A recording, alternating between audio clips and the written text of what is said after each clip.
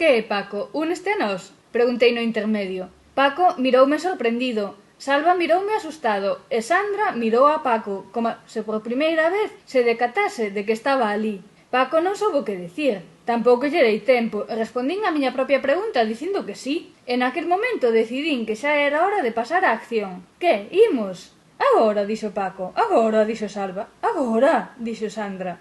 Paco dicíao porque non lle daba tempo a avisar a Ramón. Salva porque non lle daba tempo a ir polo equipo á súa casa. E Sandra dicíao porque aínda faltaba a última hora de nin glamour nin corazón. Non, cando remate, dixen sinalando a televisión. A verdade é que Sandra respirou aliviada e Salva fixo un ademán de erguerse, pero non lle deixei. Díxenlle que só ia baixar eu, que el tiña que quedar vixiando arriba con Sandra e con Paco. Incluín a Paco no plan porque me parecía boa xente.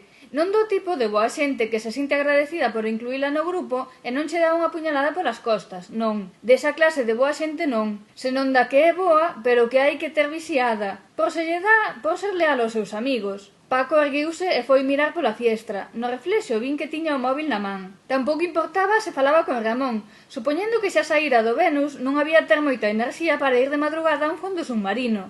Pasada a publicidade, o último tempo do programa deparou poucas sorpresas. Unha actriz porno e unha bella gloria da revista. Podía ser un friki e un cantante dos de antes. Un actor porno e unha viúva esquecida. E aínda non remataran os títulos de crédito cando os mandei poñer en marcha, que para algo me puxera ao mando. Sandra veuse rechistar, creo que para esquecer, porque a ela o da nocturnidade e a alevosía nunca lle chamou. Paco viña porque viña Sandra e porque en algo quedara cos outros, ou iso sospeitaba eu. E Salva por ver como remataba todo, total pouco tiña que perder. De camiño Paco non facía máis que preguntar onde estábamos, e cada vez poñía voz de máis asustado. Era de entender, pero nós mirábamonos e ríamos para dentro. Era de entender porque a cidade de noite estaba completamente a escuras. Na zona cero, quero dicir. A pouca luz que había eran as liñas que recuperábamos, que enganchábamos á rede eléctrica sen, obviamente, autorización ningunha. Aínda que nós xa case andábamos sen ver. Aquela noite había lúa chea. Sí, efectivamente, ese era o motivo polo que me lanzara daquela maneira tan impetuosa á aventura. Tivemos que pasar pola miña casa para recoller o traxe. A auga aínda estaba máis fría de noite e meterse sen neopreno non era recomendable, polo menos eu non o faría.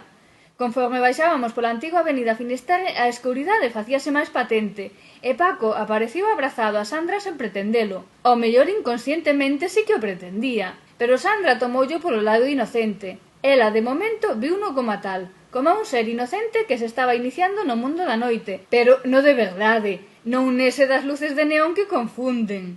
A marea estaba alta, chegaba ata a porta do Hilton. Díxenlles que esperasen ali. Tiña que ir pola lancha, unha desas embarcacións que non tiñamos, porque unha ordenanza municipal as declaraba ilegais na zona cero. Cada quen tiña o seu agocho e ninguén sabía do resto, máis por precaución que por desconfianza. A miña agachaba no edificio do antigo Cine París. Estaba no mesmo centro e era un edificio pequeno.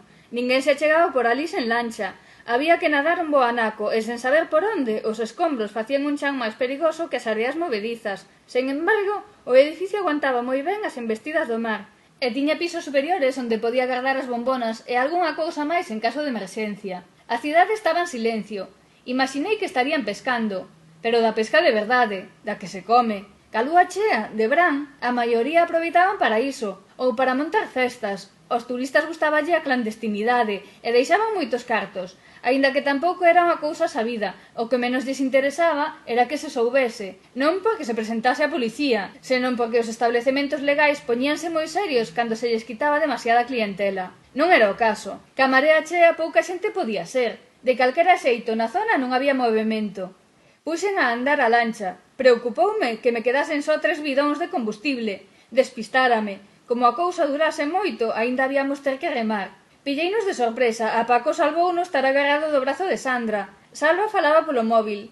Paco miraba para atrás mentras Sandra e máis Salva subían. Pareciu dubidar, pero subiu. Despois, cando se viu entre os escombros e a sombra dos edificios cas columnas núas e os cristais en anacos eran a única paisaxe, quedoulle a cara que se nos puxo a todos a primeira vez que nos enfrontábamos a ela, entre estremecida e emocionada. Eu lembro que sentín unha especie de respeto por aqueles edificios que se negaban a devolverlle o seu sitio ao mar, que quedaron ali de pé para que os vísemos, non para que os cambiásemos por uns novos, senón para que os quixéramos cos seus defectos. O edificio da Caixa Universal era fácil de atopar. Tiña no tellado unha bola do mundo de metal plateado que brillaba ca lúa como a dunha disco retro.